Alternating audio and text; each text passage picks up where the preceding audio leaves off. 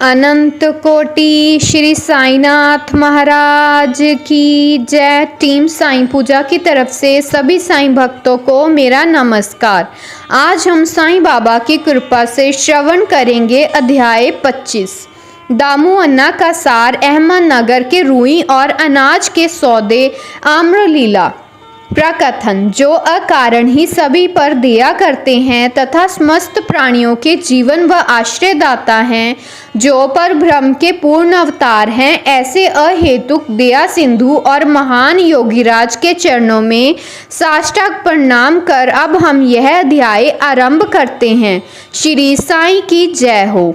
वे संत चूड़ामणि समस्त शुभ कार्यों के उद्गम स्थान और हमारे आत्मराम तथा भक्तों के आश्रयदाता हैं। हम उन साईनाथ की चरण वंदना करते हैं जिन्होंने अपने जीवन का अंतिम ध्येय प्राप्त कर लिया है। श्री साईं बाबा अनिर्वचनीय प्रेम स्वरूप हैं। हमें तो केवल उनके चरण कमलों में दृढ़ भक्ति रखनी चाहिए। जब भक्त का विश्वास दृढ़ और भक्ति परपिक हो जाती है तो उसका मनोरथ भी शीघ्र ही सफल हो जाता है। जब हेमाड पंथ को साईं चरित्र तथा साईं लीलाओं के रचने की तीव्र उत्कंठा हुई तो बाबा ने तुरंत ही वह पूर्ण कर दी। जब उन्हें स्मृति पत्र इत्यादि रखने की आज्ञा हुई तो हेमाड पंथ में स्फूर्ति, बुद्धिमत्ता, शक्ति तथा कार्य करने की क्षमता स्वयं ही आ गई। वे कहते हैं कि मैं इस कार्य के सर्वथा अयोग्य होते हुए भी श्री साईं बाबा के शुभ आशीर्वाद से इस कठिन कार्य को पूर्ण करने में समर्थ हो सका। फलस्वरूप यह ग्रंथ श्री साईं सच्चरित्र आप लोगों को उपलब्ध हो सका, जो एक निर्मल स्रोत्र या चंद्रकांति मणि के सदृश है, जिसमें से सदैव साईं लीला रूपी अमृत झर्रा करता है, ताकि पाठक गण भी जी भरकर उसका पान करें। जब भक्त पूर्ण अंतकरण से श्री साईं बाबा की भक्ति करने लगते हैं तो बाबा उसके समस्त कष्टों और दुर्भाग्य को दूर कर स्वयं उसकी रक्षा करने लगते हैं। अहमदनगर के श्री दामोदर सांवलराम रासने का सार ने की निम्नलिखित कथा उपयुक्त कथन की पुष्टि करती है। दामू अन्ना पाठकों को स्मरण होगा इन महाशय का प्रसंग 6वें अध्याय में शिरडी के रामनवमी उत्सव के प्रसंग में आ चुका है।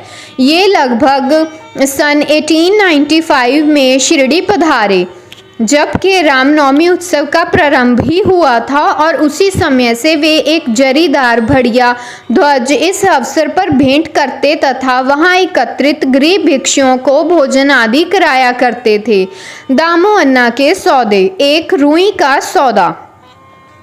दामू अन्ना को बंबई से उनके एक मित्र ने लिखा कि वह उनके साथ साझेदारी में एक रुई का सौदा करना चाहता है और जिसमें लगभग 2 लाख रुपए का लाभ होने की आशा है। सन 1936 में नरसी स्वामी को दिए गए एक वक्तव्य में दामू ने कहा कि रुई के सौदे का यह प्रस्ताव बंबई के एक दलाल ने उनसे किया था, जो कि साझेदारी से हाथ खींचकर मुझ पर ही सारा भार छोड़ने वाला था। दलाल ने लिखा था कि धंधा अति उत्तम है और हानि की कोई आशंका नहीं। ऐसे स्वर्णिम अवसर को हाथ से न खोना चाहिए। दामू अन्ना के मन में नाना प्रकार के संकल्प विकल्प उठ रहे थे, परंतु स्वयं कोई निर्णय करने का साहस वे न कर सके।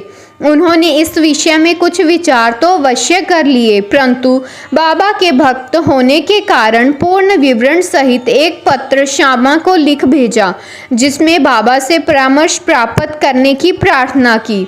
और यह पत्र श्यामा को दूसरे दिन ही मिल गया और जिसे दोपहर के समय मस्जिद में जाकर उन्होंने बाबा के समक्ष रख दिया। श्यामा से बाबा ने पत्र के संबंध में पूछताछ की। उत्तर में श्यामा ने कहा कि अहमदनगर के दामू अन्ना का सारा आपसे कुछ आज्ञा प्राप्त करने की प्रार्थना कर रहे हैं। बाबा ने पूछा कि वह इस पत्र में क्या लिख रहा है और उसने क्या योजना बनाई है। मुझे तो ऐसा प्रतीत होता है कि वह आकाश को छूना चाहता है। उसे जो कुछ भी भगवत कृपा से प्राप्त है वह उससे संतुष्ट नहीं है। अच्छा, पत्र पढ़कर तो सुनाओ। श्यामा ने कहा, जो कुछ आपने अभी कहा है वही तो इस पत्र में लिखा हुआ है। हे देवा, आप यहाँ शांत और स्थिर बैठकर भक्तों को उद्विग्न कर देते हैं और जब वे अशांत हो जाते हैं तो आप उन्हें आकर्षित कर किसी को प्रत्यक्ष तो किसी को पत्रों द्वारा यहाँ खींच लाते हैं। जब आपको पत्र का आशय विदित ही है तो फिर मुझे पत्र पढ़ने के लिए क्यों विवश कर रहे हैं। बाबा कहने लगे कि श्यामा, तुम तो पत्र पढ़ो, मैं तो ऐसे ही नाप शनाप बकता हूँ, मुझ पर कौन विश्वास करता है। तब श्यामा ने पत्र पढ़ा और बाबा उसे ध्यानपूर्वक सुनकर चिंतित हो कहने लगे कि मुझे ऐसा प्रतीत होता है कि सेठ दामू अन्ना पागल हो गया है। उसे लिख दो कि उसके घर किसी वस्तु का अभाव नहीं है, इसीलिए उसे आधी रोटी में ही संतोष कर लाखों के चक्करों से दूर रहना चाहिए। श्यामा ने उत्तर लिखकर भेज दिया, जिसकी प्रतीक्षा उत्सुकता पूर्वक दामू अन्ना कर रहे थे। पत्र पढ़ते ही लाखों रुपयों के लाभ पर होने की उनकी आशा पर पानी फिर गया। उन्हें उस समय ऐसा विचार आया कि बाबा से परामर्श कर उन्होंने भूल की है, परंतु श्यामा ने पत्र में संकेत कर दिया था कि देखने और सुनने में फर्क होता है, इसीलिए श्रेष्ठकर तो यही होगा कि स्वयं शिरडी आकर बाबा की आज्ञा प्राप्त करो और बाबा से स्वयं अनुमति मांगो। यही उचित समझकर वे शिरडी आए। बाबा के दर्शन कर उन्होंने चरण सेवा की, परंतु बाबा के मुख सौदे वाली बात करने का साहस वे ना कर सके।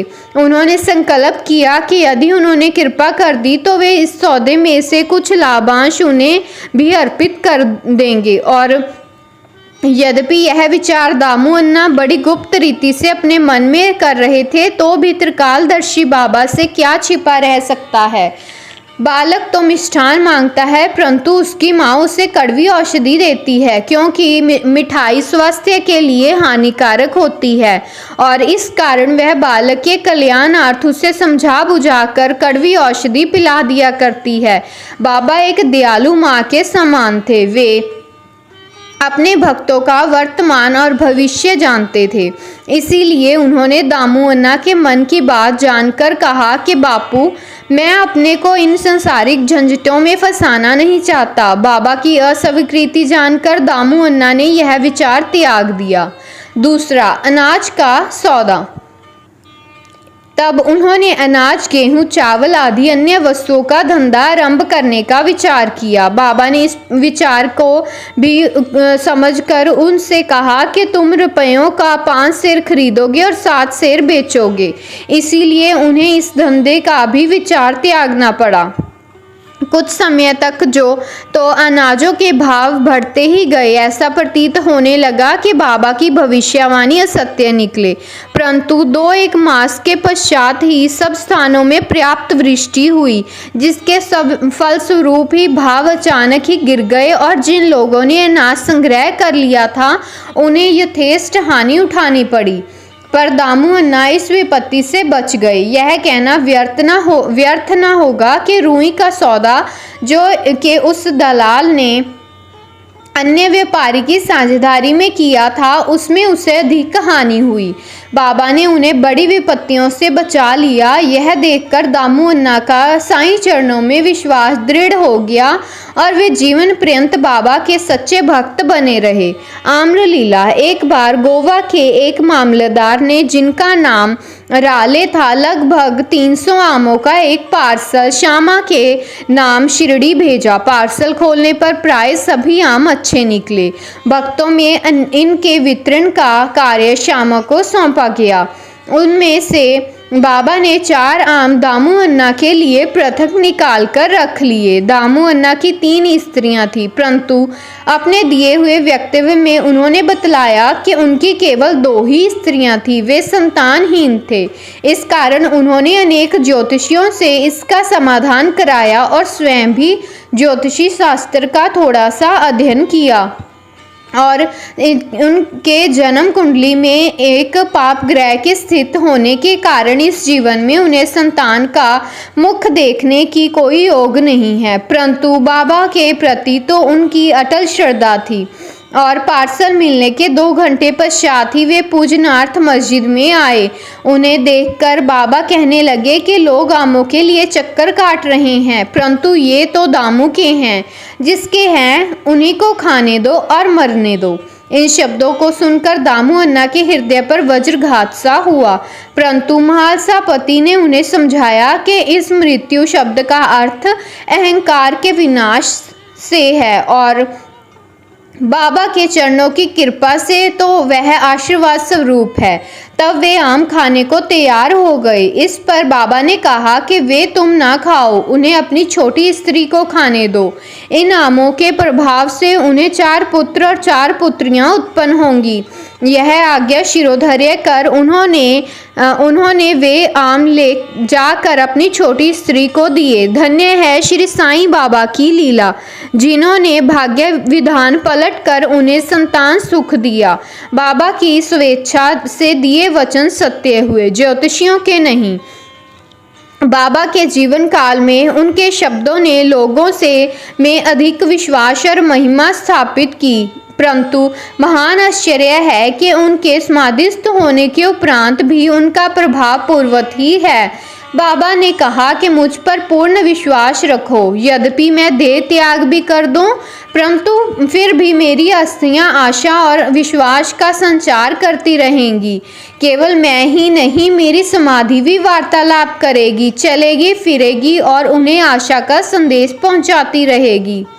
जो अनन्य भाव से मेरी शरणागत होंगे, निराश न होना कि मैं तुमसे विदा हो जाऊंगा। तुम सदैव मेरी अस्थियों को भक्तों के कल्याणार्थी चिंतित पाओगे। यदि मेरा निरंतर स्मरण और मुझ पर दृढ़ विश्वास रखोगे तो तुम्हें अधिक लाभ होगा। प्रार्थना। एक प्रार्थना कर हिमाड़ पंथ यह अध्याय समाप्त करते हैं। हे साईं सद्गुरु, भक्तों के कल्पतरु, हमारी आपसे प्रार्थना है कि आपके अभय चरणों की भी हमें कभी विस्मृति ना हो। आपके श्री चरण कभी भी हमारी दृष्टि से ओझल ना हो। हम इस जन्म मृत्यु के चक्कर से संसार में अधिक दुखी हैं। अब दया कर इस चक्कर से हमारा शीघ्र ही उद्धार कर दीजिए और हमारी इंद्रियां जो विषय पदार्थों की ओर आकर्षित हो रही हैं, उनकी भ्रम वृत्तियों से रक्षा कर उन्हें अंतर्मुखी बनाकर हमें आत्मदर्शन के योग्य बना दो। जब तक हमारी इंद्रियों की भ्रम मूर्खी प्रवृत्ति और चंचल मन पर अंकुश नहीं है, तब तक आत्म साक्षात्कार की हमें कोई आशा नहीं है। हमारे पुत्र और मित्र कोई भी अंत में हमारे काम न आएंगे। हे साईं, हमारे तो एकमात्र तुम ही हो जो हमें मोक्ष और आनंद प्रदान करोगे। हे प्रभु, हमारी तर्क वितर्क तथा अन्य कुप्रवृत्तियों को नष्ट कर दो। हमारी जीवा सदैव तुम्हारा नाम स्मरण का स्वाद लेती रहे। हे साईं, हमारे अच्छे बुरे सब प्रकार के विचारों को नष्ट कर दो। प्रभु, कुछ ऐसा कर दो कि जिससे हमें अपने शरीर और ग्रह में आसक्ति ना रहे। हमारा अहंकार सर्वथा निर्मूल हो जाए और हमें एकमात्र तुम्हारा ही नाम की स्मृति बनी रहे तथा शेष सबका विस्मरण हो जाए। हमारे मन की अशांति को दूर कर उसे स्थिर और शांत करो। हे साईं, यदि तुम हमारे हाथ अपने हाथ में ले लोगे तो अज्ञान रूपी रात्रि का आवरण शीघ्र ही दूर हो जाएगा और हम तुम्हारे ज्ञान प्रकाश में सुखपूर्वक विचरण करने लगेंगे।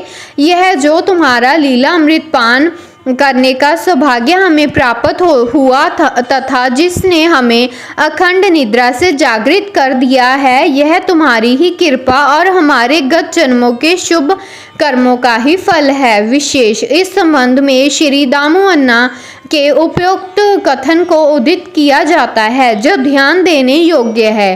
एक समय जब मैं अन्य लोगों सहित बाबा के श्री चरणों में के समीप बैठा था तो मेरे मन में दो प्रश्न उठे। उन्होंने उनका उत्तर इस प्रकार दिया, जो जन समुदाय श्री साईं के दर्शनार्थ शिरडी आता है, क्या उन सभी को लाभ पहुंचता है? इसका उन्होंने उत्तर दिया कि बौर लगे आम वृक्ष की ओर देखो। यदि सभी बौर फल बन जाएंगे तो आमों की गणना भी नहीं हो सकेगी। परंतु क्या ऐसा होता है? बहुत से भोर झर कर गिर जाते हैं और कुछ फले और बड़े भी आंधी के झंझोरों से गिर कर नष्ट हो जाते हैं और उनमें से कुछ थोड़े ही शेष रह जाते हैं।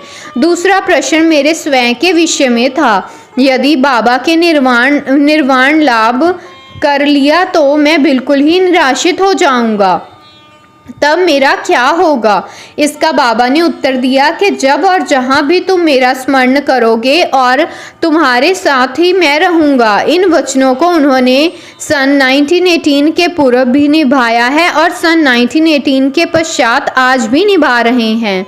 वे अभी भी मेरे ही साथ रहकर मेरा पथ प्रदर्शन कर रहे हैं। यह घटना लगभग 1910-11 की है। उसी समय मेरा भाई मुझसे पृथक हुआ और मेरी बहन की मृत्यु हो गई। मेरे घर में चोरी हुई और पुलिस जांच पड़ताल कर रही थी। इन्हीं सब घटनाओं ने मुझे पागल सा बना दिया था। मेरी बहन का स्वर्गवास होने के कारण मेरे दुख का पारावार न रहा और जब मैं बाबा की शरण गया तो उन्होंने अपने मधुर उपदेशों से मुझे सांत्वना देकर अप्पा कुलकर्णी के घर पूर्ण पोली खिलाई तथा मेरे मस्तक पर चंदन लगाया।